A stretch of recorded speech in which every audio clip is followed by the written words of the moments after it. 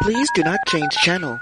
The Hangin' With Web Show is the internet's fastest growing web talk show series. The Hangin' With Web Show features professional, yet casual, in-depth interviews with creative arts and entertainment pros. Meet the people behind a digital revolution in creating more quality content than ever before in the history of media.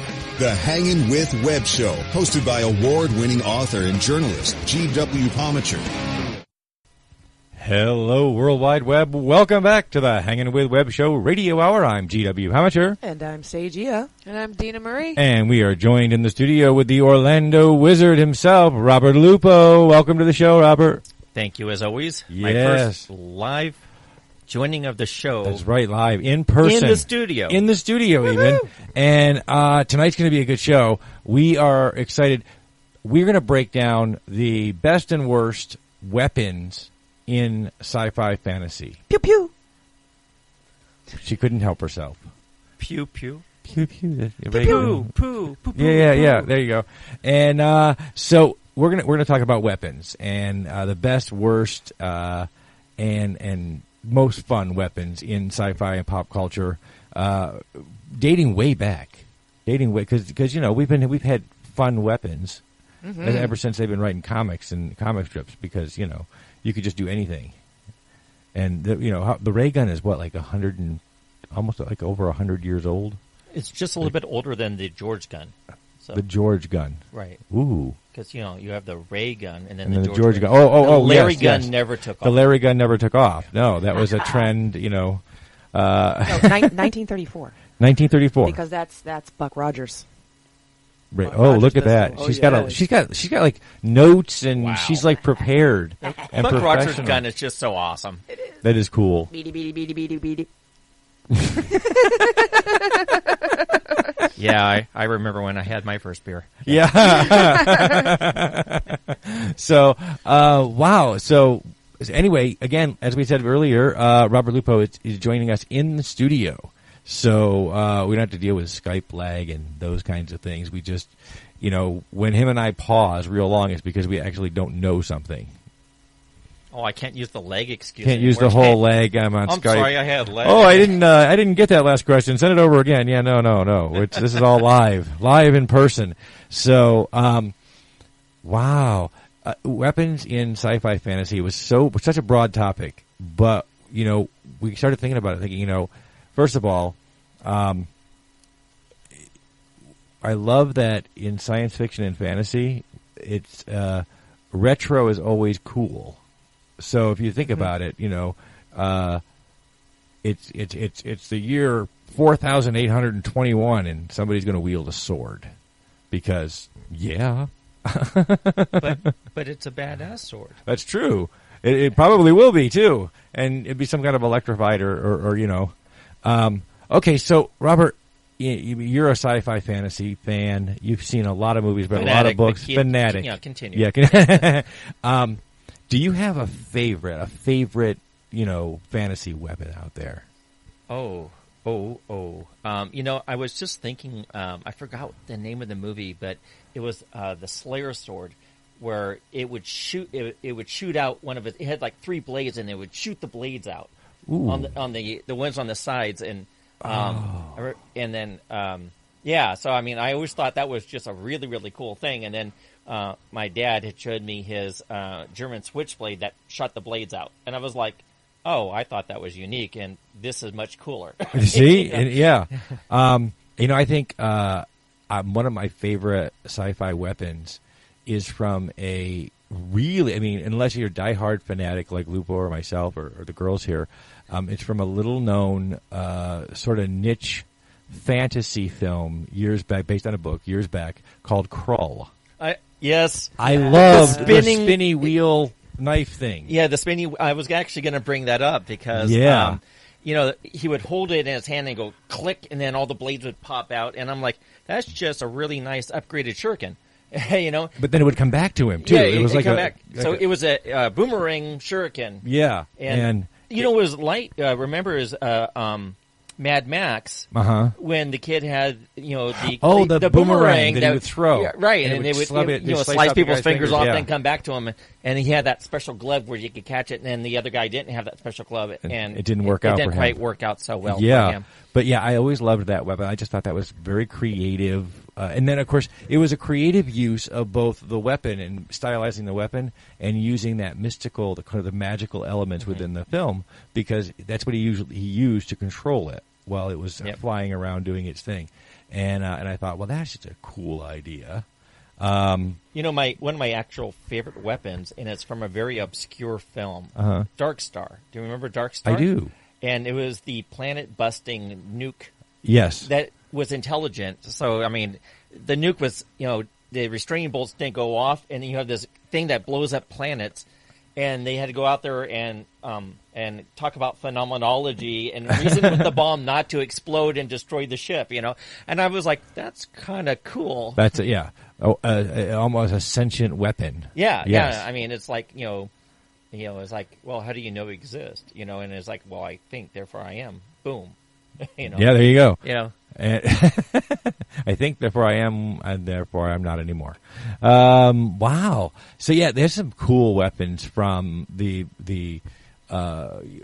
laser blaster ray guns to swords and knives and all kinds of the cool things we just talked about. Don't cross the streams. I didn't even think about that. The Ghostbusters. Why, Ray? Why should we not cross the streams? Imagine every atom in your body exploding simultaneously and going off into multiple directions. Okay, good so safety bad. tip. Yeah, good safety tip. So bad, right? Yeah, okay. I didn't even think of the Ghostbusters. It's a weapon. It is a weapon. Especially to ghosts. But it does really, really well at destroying, convention center areas. I ain't afraid of no ghost. I am. I've seen them. All right, man. So, Dina, how about you? You got a favorite weapon in sci-fi? No, Dina's saying no. She doesn't. I know what Dina's favorite is. What's that? Do you remember Men in Black? Yeah. Okay. Do you remember? cricket? Yes, the noisy cricket. The noisy cricket. The little tiny thing. Boom. Yes. And he's looking at it like, what? I feel like I'm going to break this, and it throws him back about 20 feet into a car, Yeah. Oh, my goodness. Yeah, I mean, that's the thing about fantasy weapons is that Men in Black played on that idea that it could be very small and still deliver a huge whopping punch, or it could be very classic. You come out and you're wielding this great, medieval-looking sword, and it turns out to be, made out of electricity or the lightsaber. See, not laser sword, but the lightsaber. The lightsaber, yeah, right? We've had this conversation. It's not a laser sword, it's a That's lightsaber. Right. Well, but just a cool idea. The idea that here we are in a galaxy far, far away, and all these laser guns and plasma weapons are out there, and yet this lightsaber, the laser based sword, is the coolest one. It's the most powerful. It's the one that the most powerful warriors in the universe are wielding. Well, because you can, block laser blasts with it. Which would take intense reflexes. That's yeah. right. Wow. Oh. Massive training and lots of caffeine. Sage has got a good one. Sage, what's yours? Oh, the weirding module. Yes, the weirding module from Dune. Yes. See, that's obscure. You wouldn't normally, because that's not normally one of the first things that comes to mind, because everybody thinks, Molineer, Excalibur. Nope. No, that's a great one. It is a great one. Well, and then remember, he was able to actually do the same thing just with his voice without the module. Yeah. Wah, wah, wah, wah, deep. My name's a killing word. Oh my God, I'm such a geek. Oh wow. And what's funny is out on the show, like even people on Krypton Radio right now are like looking this up, and they're going, "What are these movies these people are talking about?" Because we had a obscure book or movie for their weapons, but again, we hit the common one too. We hit the lightsaber, which is Star Wars. That's everybody knows Star Wars. Multi-gazillion-dollar franchise. I like some of the comic book weapons, too. I like Cap's shield. Because I think Spider-Man hit the nail right on the head. That thing defies all the laws of physics. It just does what it wants. What should we have the shield do today? Make a hamburger. There we go. There we go. I mean, it does anything. I mean, just throw the shield, and it's a, boomerang, frisbee, badass weapon. And for some reason, I like Cap's shield. I think that's kind of cool, and maybe he'll get it back in Endgame. You know, Give he that had a- man a shield. Yeah, So I he bought had my to- tickets yesterday. Did you? Yes. Yeah. And what an online craze! They broke websites. It was down until yesterday. You couldn't pre-order tickets, and then Mark said he waited 6 hours to get his tickets. Wow. 6 hours. Now you guys going to that together? Going to do a review? I don't know, because he got his tickets, and I don't know where he's sitting or if he's in the same show as me. Because I don't know. talk Yeah, to me about it. yeah. He got his email. We saw on Facebook earlier. Mark B. Lee, Robert Lupo's partner with Lupo and Lee Reviews, got his ticket. I think he said it's.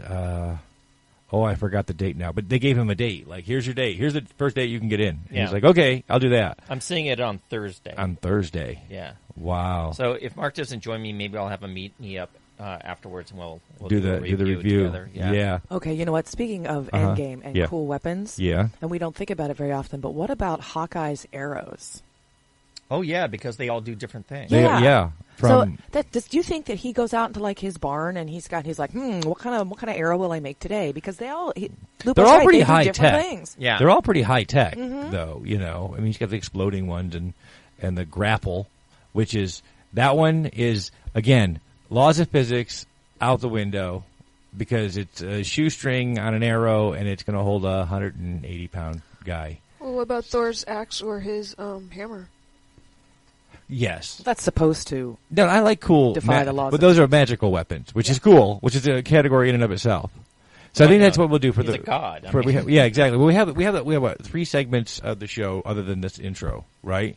So I think that's what we'll do. We'll do one segment, guys. If you guys are in, we'll talk about magical weapons, our favorite magical weapons, and the worst magical weapons out there. If you have anybody can think of any, Okay. and then the next segment we'll do science-based weapons, things that could be, would be, should be, or just can't be on the converse side. And then we'll just do kind of a top 10 wrap up at the last segment. How's that sound? Okay. All right. Why Why not? We just do that. All right. So we're going to come back after this break, and when we do, we're going to dive into the best and worst magical or mystical weapons in sci-fi fantasy. So stay tuned in and stay logged on, and we'll be right back. Who's who? What's hot and what's not? 2019 saw some amazing new creative talents, and now you can peek behind the scenes at the hottest indie creative artists in this year's edition of 25 Hottest Indie Authors, Artist Advocates 2019 magazine. Published by the renowned And I Thought Ladies, this is a one-of-a-kind look into the brightest rising stars in the creative universe. Get yours today at magcloud.com and at andwethought.com. This is Cosplay Michael with the Hangin' with Web Show. I want to tell you about my friends at Embellis Effects in Orlando, Florida. They've got makeup, costumes, and props for all of your costume needs. And the team at Embellis Effects is helpful and friendly. Embellis Effects is one of my favorite places, and I know it will be yours too. I'll see you there. Or go to embelliseffects.com. And remember, cosplay is for everyone. Famous Faces and Funnies in Melbourne, Florida is leading the way in pop culture fun. From comic books and graphic novels to Funko Pops and collector's items, Famous Faces and Funnies has it all. Rick Shea and the professional team at Famous Faces and Funnies are friendly and knowledgeable. Whether you're looking for toys, props, collector treasures, or a new comic book, Famous Faces and Funnies is your one-stop shop. To find Famous Faces and Funnies on Facebook and Twitter, just type at FFF Comics. You have more options than ever before when choosing a film, a television or internet series, a book to curl up with, or even a radio show or podcast. Get to know the people who are creating for you. The Hangin' With Web Show, hosted by award-winning author and journalist G.W. Pomichter, is the internet's fastest growing web talk show series. The Hangin' With Web Show features professional, yet casual, in-depth interviews with creative arts and entertainment pros. Meet the people behind a digital revolution in creating more quality content than ever before in the history of media. Find the Hangin' With Web Show on YouTube, Facebook, or Twitter, or simply go to www.hanginwithshow.com. That's www.hanginwithshow.com. Welcome back, everybody, on the World Wide Web. I'm GW Pomichter, and you are listening to the Hangin' With Web Show Radio Hour.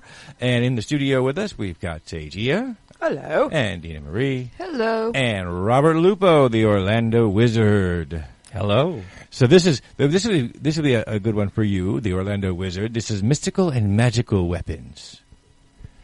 So what do you got, man? What do you got? Mystical and magical. Yeah. Top two. So Excalibur is always, my absolutely number yes. one, just because I'm a big fan of the Arthurian legend. Uh-huh. And when I was, God, I'm dating myself now. When I was a kid, seeing Excalibur, the movie. Remember the movie? Yeah. Oh my God! I thought that was awesome. And I'll tell you right now, no matter who does an Excalibur or Arthur legend thing, nobody can beat Merlin except for the guy who played Merlin in that movie. Amen. He was the best Merlin ever. And probably, with the exception, I think Sci-Fi Channel did like a Merlin mini series with Sam Neill a while ago. But that guy was the first time I had ever seen Merlin look fit.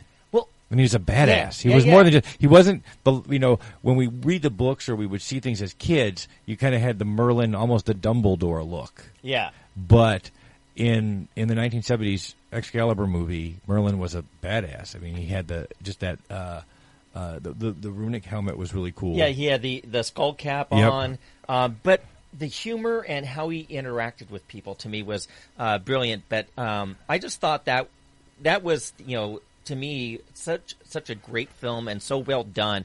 If anyone's listening who has not seen that film, you need to watch that film. Yes, I can honestly say I judge all Arthurian films on that film. That's it. And I mean, so it set the bar really high. You're not going to probably meet that bar, but if you can get close to that, that's how you know you're successful. And if you're not close to that, you probably should have done something different with your film. But I mean, excepting one, and that I will say I enjoyed the just straight up. It was Arthur. If you remember, it was the 90s, and where they actually used the exit of the Roman Empire as the basis for the story. And their version of the Sword and the Stone was interesting because it was Arturius's Roman immigrant father who was buried on British soil. Who they buried him in the Celtic Picts. Use your words. The tradition, with the sword as his headstone. And when Arthur was trying to summon strength to take on his former countrymen, the Romans, to help kick them out, he reached into his father's grave and he pulled out his father's sword. And that was their moment to show you the sword and the stone, as it were, because his father had been dead since he was a child. So it was pretty well set. And he reached in and pulled it out, and I thought that was. We waited 2 hours in a movie. It was a decent movie. It wasn't very Arthurian legend because it wasn't drawn from the French tradition. It was drawn from more of a historical look at the Romans in Britain. But 2 hours of that movie, we all waited for one scene, and that was to see Arthur pull a sword. And when it's raining and the mud is everywhere, and you see him and he's having this horrible night, and all of a sudden he reaches over to his father's grave and he just pulls the sword out, and you're like, yes, I got my moment. Move on. All right, now I'm going to go get a hot dog. That's right. Now I'm going to get a hot dog. I've been waiting 2 hours for that. I'm partial to Monty Python and the Holy Grail. So get to be king then. Yeah. So that reminds me, my second one would be the Holy Hand Grenade. The Holy Hand Grenade. To me, that was epic. It's really, really great at killing Vorpal bunnies. So, I mean, how bad? I mean, seriously, how could you have anything else but a Vorpal bunny killing hand grenade? Hand grenade, that's with right. With a cross on it. True. Very true. Wow. So, H, how about you? Mystical, magical weapons. I have one. Yes. Wonder Woman's lasso of truth. Does that count as a weapon? Not really. Are you sure? I don't know. Because look, it's more of a marital aid. Where were you? Many a man in the world just went, no, that's a weapon. That's been weaponized. At that point, it's been weaponized. Weaponized rope. Weaponized rope. That's right. Well, it does more than that, doesn't it? In the comics, it's unbreakable. It's unbreakable. Yeah. And that would work. Yes, And well, it's a that's- weapon that doesn't kill you, which And I that's think is kinda magical because that's cool. more mythology based than some of the other. Once it's around you, you're kind of helpless. Yes. Not only does it not break, but you can't really move. It kind of stuns you. So I guess that could be considered a weapon.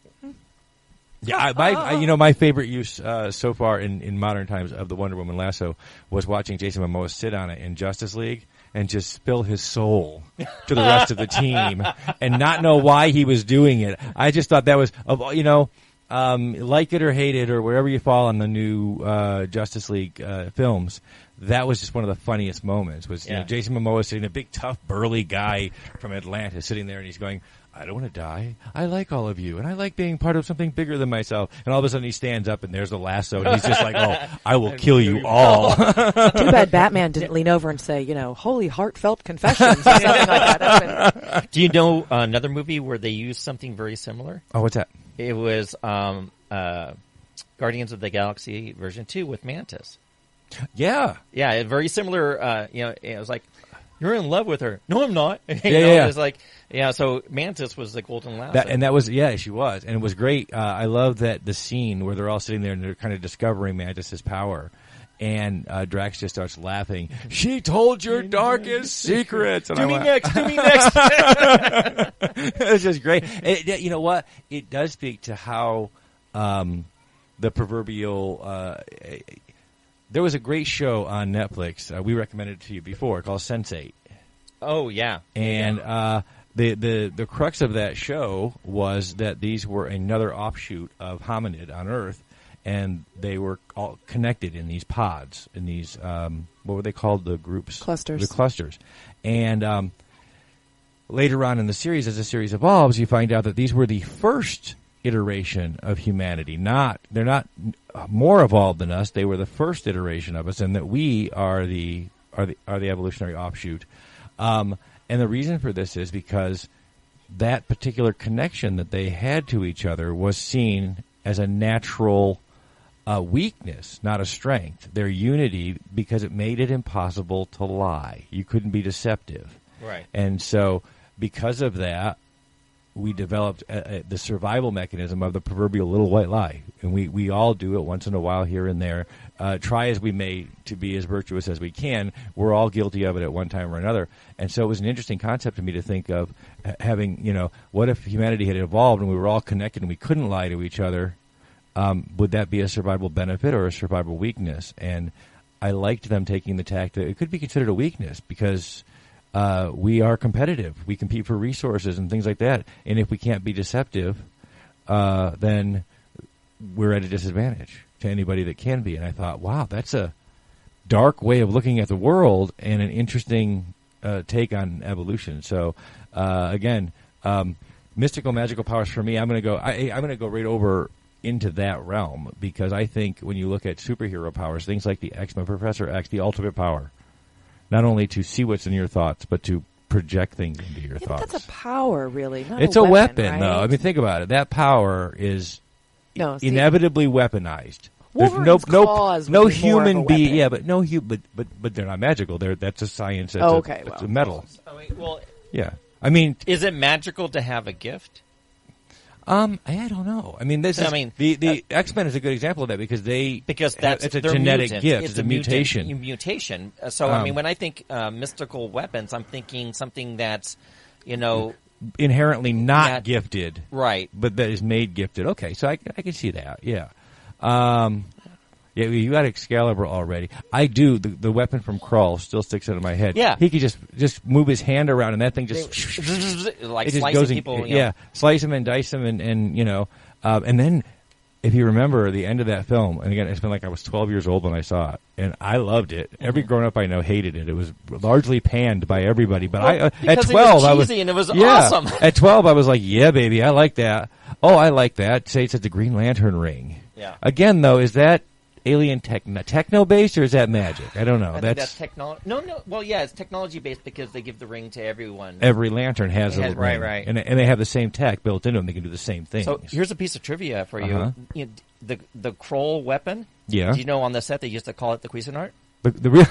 I did not know that. It's not true. I just made it up. He just made it up. Of course he did. Of course he did. But it would be cool if they did. It would be. It would be because it did. It sliced it, it diced it, it did everything. And I remember the end when because the whole notion of Krull at the end, again, was very campy and very cheesy. And it was, love will find a way. And so the couple, when they join hands, they have like ultimate control over that little weapon. Yep. And I was like, ooh, that was kind of cool. Again, and that's magical. So it was called the glaive. The glaive? That's right. I looked it up. You have this like you like a cybernetic implant to Google or something? No. Because that she was Google. Fast. Yeah. That was really, really, that was the glaive. The glaive. Yes. Wow. Look up I remember the that sword movie. That sword movie? That we're talking. That movie they had this sword. Oh, you know yes. which one I'm talking yes, about. that movie with the sword. It was the yeah. Slayer sword, which Slayer it had 3 blades, and you could shoot all of them but the middle one. Well, let's find out what that is. Well, now you have to come up with another mystical weapon while I do Oh, that. okay. So we did the glaive, and then we did an Excalibur. We did a magical, mystical weapon. Let me think. The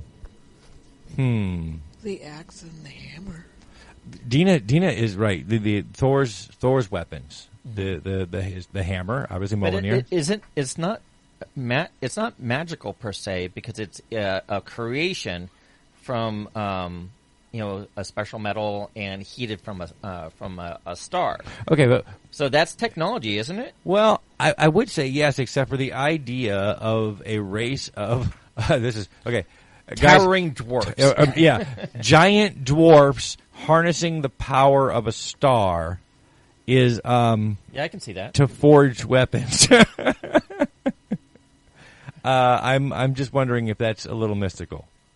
No, it's they make it look to me.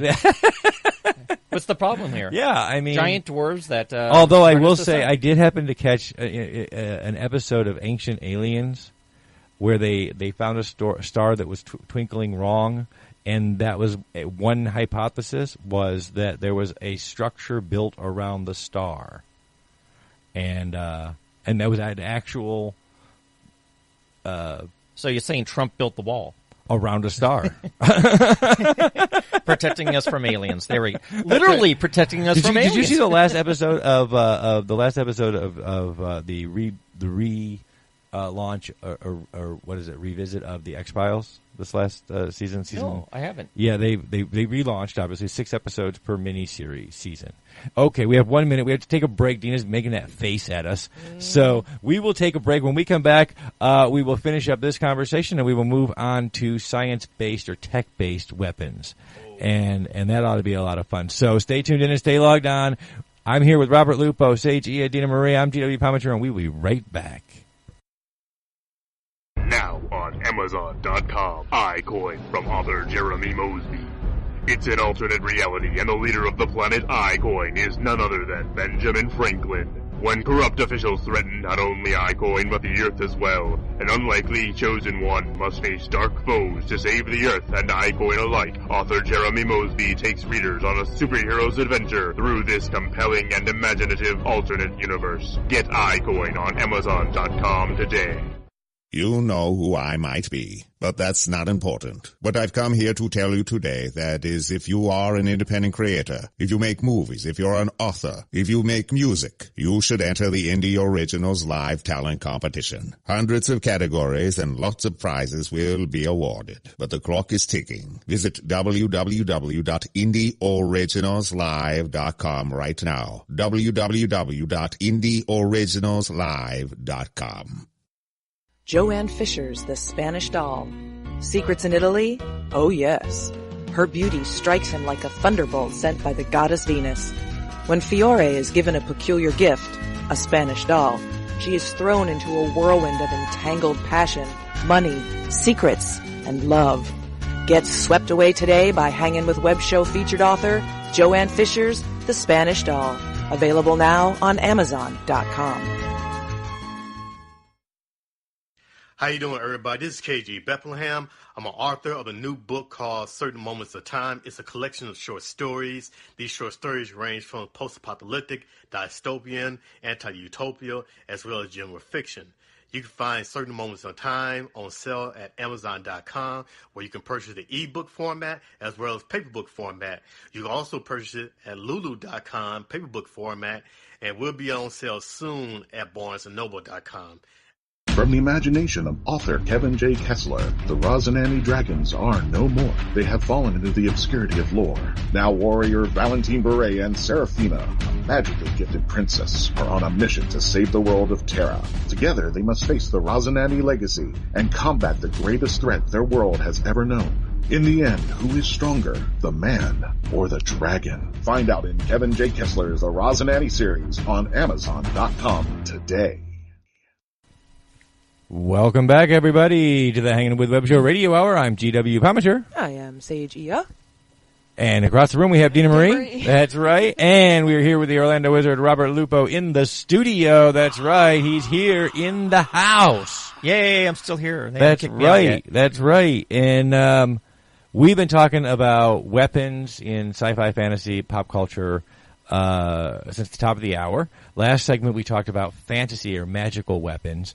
We just, as we were wrapping it up, Dina mentioned to us that none of us had actually done the Harry Potter wands.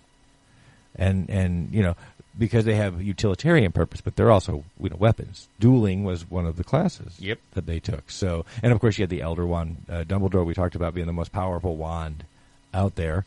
So that's, that wraps up our mystical magical weapons segment. And now we're going to talk about some science or tech-based. I won't necessarily say science because not all of the weapons in science fiction fantasy are practical, scientifically speaking. But they are all fun, and they're all technology-based. And within the universe that they're created, that technology works under whatever the rules of that universe are. So the proverbial laser blaster, for example, in Star Wars. Not a very effective laser. First of all, it's intermittent, which is really weird, and it's more plasma based. Would it be shot plasma? What do you mean intermittent? Think about the way the weapons. You know, you pull the trigger and it shoots a bolt. Yeah, it's a right. Yeah, as opposed to a solid stream of light. Hey, whereas a light based weapon like a laser, we know just shoots a constant beam until it's turned off. Chewie's new bow and arrow was pretty cool. Crossbow? The crossbow, that is pretty awesome, which is, again, practicality. In that universe, that is the coolest piece of tech. However, it's a crossbow laser. Even Han wanted one. Yeah, he was like, I could use that. I like it, yeah. I have one of the ultimate sci-fi weapons. Okay, what do you got? And that's the photon, the phaser. Fire phasers. Or your it's a constant beam, you know. Your little stun gun from Star Trek. Yeah, the phaser, which is essentially a laser, I would assume, or was it a plasma-based kind of thing? Well, I mean, a laser will burn a hole through you, and that can completely disrupt your molecules and make you just, turn to vapor. Some kind of concentrated, I don't know. I think the modern term for it in science fiction are plasma-based weapons, which are particle-based. But they do all kinds of crazy stuff. Again, they also have disruptors. So disruptors are different than the phasers. Yeah, And then they had, of course, we had photon torpedoes, which is always fun for me to think about that because when you actually break down the language, photon torpedo, it's a light torpedo. Yeah. How much damage does that do? It's light. What are you going to do? Blind them? Well, I mean, it's got to be pretty powerful, concentrated light to actually do damage. I mean. The projectile part, obviously, is dangerous. Well, a photon gets on a plane, and the flight attendant says, do you have any luggage? And he says, no, I'm traveling light. Boom! Disruptors, though. What about, you mentioned Guardians of the Galaxy earlier. Yeah. And that's one of the things I like about that Star-Lord has. He's got that little thing, because he always goes and sticks it on somebody, and it goes... And then... Exactly like that. Exactly. Do that one more time. Do that one more time. Yeah. You know what I'm talking about, though? Because he just kind of disrupts everything, or they stick to stuff. And I love that little piece of tech. I don't know what it is, but it's really cool. I like it better than the gun. That's like the electrical magnet that he stuck on Iron Man in Infinity War. But some of them he just throws, like, bloop. Yeah. And that's it. Yeah. You're done. What about the little gizmo, speaking of the Avengers, the little gizmo that Black Widow uses? The little electric thing. She just, zaps you, throws it at you, and when it sticks to you, it it's like a taser. It knocks you out. Yeah, well, the key is if someone throws something at you, duck. Yeah, no doubt. Right? I mean, yeah, Let get it out of hit the way. guy behind you. Yeah. And in Mallard, yeah. I mean duck. Yeah. My favorite tech weapons is actually from RPG games. Mech Warrior, or BattleTech, Cyberpunk, and Shadowrun have amazing tech. So, like in Shadowrun, they have like what they call it, the Street Samurais, which are augmented. So they've been, like their nervous system's augmented. They can be stronger, faster, better reactions. So the kind of cyber. Yeah, it's a cyber technology, but the weapons in there are like the monofilament whips, which I thought were amazing. They'll hide them in their body, and then all of a sudden they can slice things and people in half with them. But I think my favorite, which is more prominent in BattleTech, is the Fletch gun, which is like a little block of plastic in the gun, and then it shaves it into these micro-sized needles, and it just showers the target and just mincemeats them in a matter of seconds. Literally the death of 1,000 pinpricks. Yeah, I mean, and it's like when they describe it in the books. By the way, BattleTech books by Michael Stockpool, astoundingly awesome. Read them. He also does a lot of Star Wars books. But Michael Stockpool is a fantastic writer and one of my favorites. But when they start talking about things like the Fletch gun, it's just this tiny thing is going, and it's like a little shaving thing, and it goes, and then all these little micro needles from that thing of plastic, it just tears you apart. Yeah, and they're quiet. And I think most people, we get carried away in the realistic dramas of the movies or whatever. We see things like the large caliber weapons of Dirty Harry, the 357 or whatever, which are, by all means, they put big holes in things. But from my Army days, I can remember being taught about projectile weapons and how they worked, and the one thing that we discussed at length as an infantryman was the tiny rounds that an M16 shoots. Which are 5.56 millimeter, 22 caliber, 22 point, with a big shell behind it, with a lot of explosives behind it, projecting it. But one of the interesting things is that when a small round like that enters your body, it's only got, no matter how much force you put in it, it's only got so much energy in that tiny round. So it goes in, but it's not enough force to actually, because you're fluid, so it's not enough force to usually blow it out from a distance. So what it ends up doing is it just continues until it runs out of energy inside the body. Yeah, and that ricochet effect Pac-Man tears you up. Yeah, and you're like, dude, that's horrible. That's awful. But that's how that weapon works. It's a small caliber round with a lot of charge, so it goes into you, and then when that force of the fluid inside of your body starts to stop it, it just kind of ricochets around until it runs out of energy. And ouch.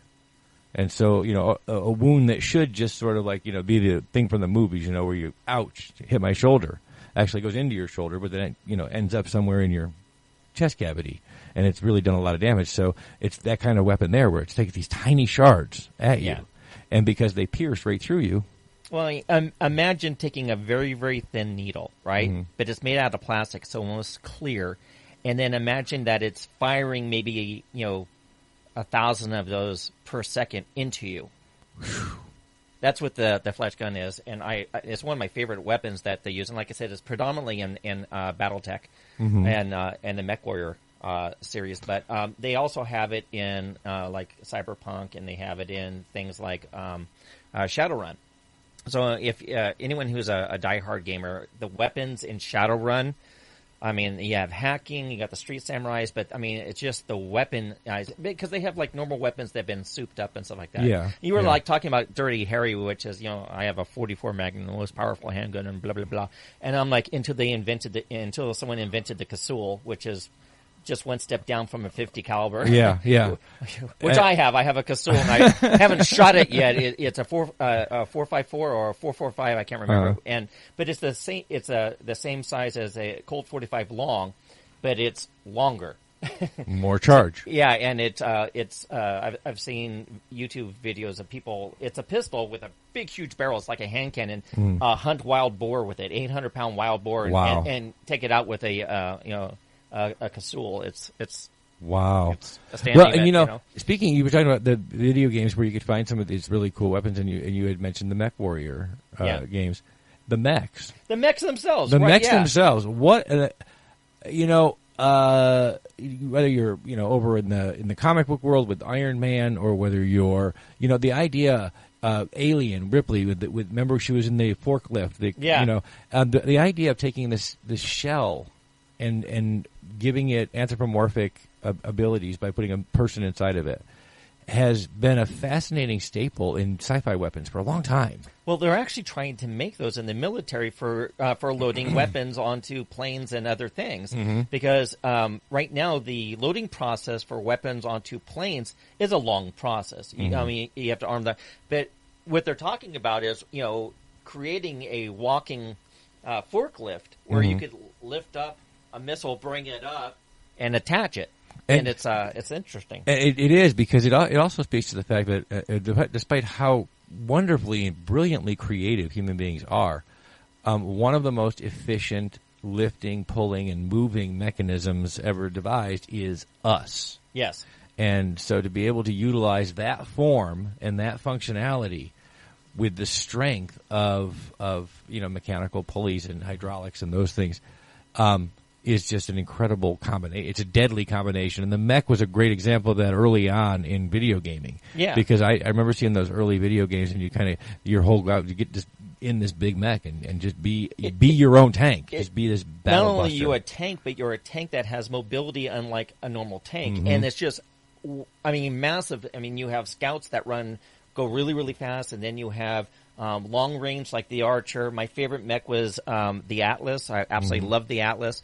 And I was also a big fan of the Warhammer, which had 2 PPCs, for arms and, plus, missiles and medium lasers. You can get lost in that universe. You can. Yeah. You really can. And it all that based on that anthropomorphic, you Yeah. get inside of a bigger you and see what happens. It's just amazing. We've got to take another break.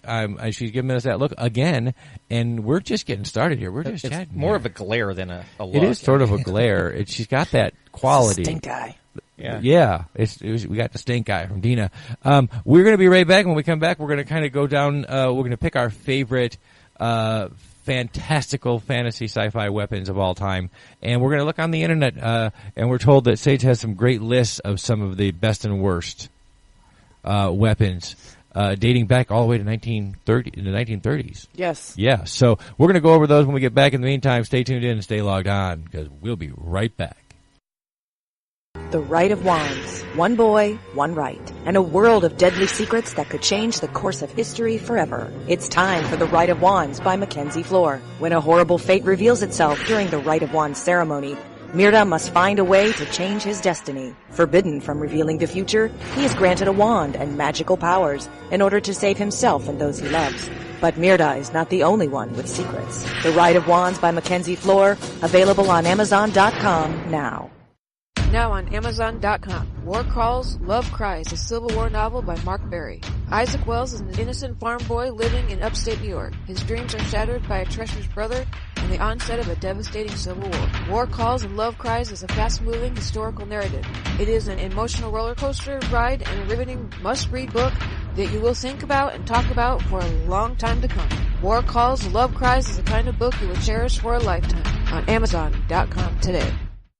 From some of today's best-selling, award-winning authors comes 22 page-turning tales, Cursed Lands. Cursed Lands will lead you through one doomed world after another in a haunting dystopian urban fantasy. Join the courageous as they battle for survival across worlds where fae, vampires, angels, witches, and more roam freely. Cursed Lands is coming soon on Apple Books, Kobo, and Nook. Pre-order your copy for just 99 cents today. Best-selling and award-winning author of true crime and crime fiction, Yvonne Mason is back with a brand new book, The Pink Canary, a book that delves into the life of a drag queen and a marvelous whodunit. You can find this and all of Yvonne's other works on Amazon.com, or find Yvonne Mason on Facebook and Twitter. He's gonna kill me. Buy your copy of Pink Canary now. You know who I might be, but that's not important. What I've come here to tell you today, that is, if you are an independent creator, if you make movies, if you're an author, if you make music, you should enter the Indie Originals Live Talent Competition. Hundreds of categories and lots of prizes will be awarded, but the clock is ticking. Visit www.indieoriginalslive.com right now. www.indieoriginalslive.com. Welcome back, everybody, to the Hanging with Web Show's Radio Hour. That's where we are. The Hanging with Web Show Radio Hour. I'm GW Pomichter. I am Sage Ia. And I'm Deanna Marie. And we have been talking all hour long about sci-fi fantasy weapons. The tools that our heroes and villains use in some of our favorite fiction properties are as wide-ranging as anywhere. And from swords and daggers to mystical, magical wands and laser weapons and you name it, they're so varied. But every once in a while, a weapon will come along that will almost become a character in and of itself. That just the idea that it's there. And when I say that, we talked about this in the first part of the hour a little bit. Something like the lightsaber, which is like an iconic part of the Star Wars universe. It's a character in and of itself. So much so that when they came the latest, the last three in the series of the Skywalker saga, the first episode focused really, really heavily on that lightsaber's ability to sort of communicate its past to the new lightsaber wielder. And so, every once in a while you get those weapons that are absolutely iconic. And that dates back almost to the very beginning. One of the things we looked at here in the studio when we first started at the top of the hour was that we had a photograph of the Buck Rogers weapon from 1934. It's so cool. Isn't that awesome? It is so cool. I'm like, wow, you want to talk about going back to retro. I think, honestly, that the first interpretations of high-tech weapons were the coolest when it's like it was steampunk before steampunk ever even well, that's just it. When we did the episode, remember we did the episode talking about steampunk. I wasn't here, and we did an episode talking about steampunk, and we talked about the origins of steampunk and how it's a modern phenomenon, because the earliest what we would consider steampunk writers were those like Jules Verne, but it wasn't steampunk for him. It was just period. It was his period. It's steampunk when you have a choice. When like you can make this cool computer, and instead you make it very industrial. But in 1934, you're looking at something that is sort of the beginnings of that, where they took all of what they had as technology, the industrial technology, the steam powered, and that technology, and then they twisted it and they turned it into something that Star Wars, you look at Han Solo's blaster, which is so iconic that it got its own backstory in the Solo movie. Right, yeah. and yet it's really just sort of a visual adaptation of, we just saw the Buck Rogers gun that was, bigger beautiful pieces. It's beautiful, Good. this beautiful It's gorgeous. piece. And they didn't do much to it. I mean, they gave it a little black paint job and some silver where the bronze would be. Right. And we said that's Han Solo's gun, because it's so much a part of what we visualize as futuristic or science tech weapons. I was surprised that you mentioned steampunk. I was surprised that diesel punk never really took off. Yeah, I know. Diesel punk is in literature. It's a really right. It's prominent, and there's a lot of it in literary works. But it never translates you never see it into at the big screen or conventions or cosplay. Everybody does, and then steampunk's kind of winded down quite a bit now. I still love it, but it's funny because everyone thought the next big rage was going to be diesel punk because there's so much you could do with it, and it just kind of just sat there. Well, I think they kind of skipped over diesel punk and went right to cyberpunk. Yeah, now cyberpunk predated steampunk and diesel punk, but I think have you seen Mortal Machines? Yes. To me, that's more of the diesel punk. Diesel punk, yeah. Yeah. Well, diesel punk. I like, and of course, you can do that, and you can do that in a retro way, as in Mortal Machines. Or you can actually do that also in a futurist way, as they did when you really look at Road Warrior and the Mad Max series, where they took it to the whole next level of that's a fossil fuel based society. Yeah. In its entirety, everything from the mechanical workings of things to the cars to the trucks to the creations that they come up, this huge menagerie of awesome mechanical machines that they came up with out there that were weaponized automobiles because, well, yeah. Why not? But Sage, you got a top list over there. You just showed us a weapon from your list. What do you got? What do you got there? Okay, well, before I get to my it's a top 8 list. A top 8 list. Okay. I have one that I know Lupo really, really likes, and so what do you got? I wants it. Go ahead, because he does. Oh yeah, the Zorg Industries ZF1 from the Fifth Element. From the Fifth Element. Yes. That's oh right. my gosh, I want that so bad. Wow, it does cool, everything that makes you coffee. It's amazing. Look at it that might. though. How amazing does that look? That's it. It's like the Swiss Army knife of weapons. It is. It's totally awesome. It is 3,000 round clip. All right, shoots a burst of 3 to 300. Okay, it boasts a single-shot high-explosive rocket launcher, dual arrow launchers on the sides of the weapon that shoot a total of 10 darts with either exploding or poisonous gas heads. The famous Zorg Industry net launcher. We saw that. Yes, that we got to see that in action. Flamethrower, yes, effective up to 15 meters. Mm-hmm. And an all-new ice cube system that sprays the target with super cold sub-zero nitrogen gas. That's so cool. That's awesome. Literally. Yeah. That is so cool. Wow. I love that. That's a neat one. And it folds in. And, it's just, And then it has the self-destruct button at the bottom. Because, you don't want it to fall into the wrong hands, as it were. That's exactly right. So, but on the top 8, okay, right, top 8 of the best. Of the best. Okay, so what that's do you exactly got? right. And let's see. So, and Lupo and I are going to say whether we agree or disagree. If this that's true. If Now, it should be on the list. this was according to an inverse poll, just so you know. But number 8 was Ripley's flamethrower.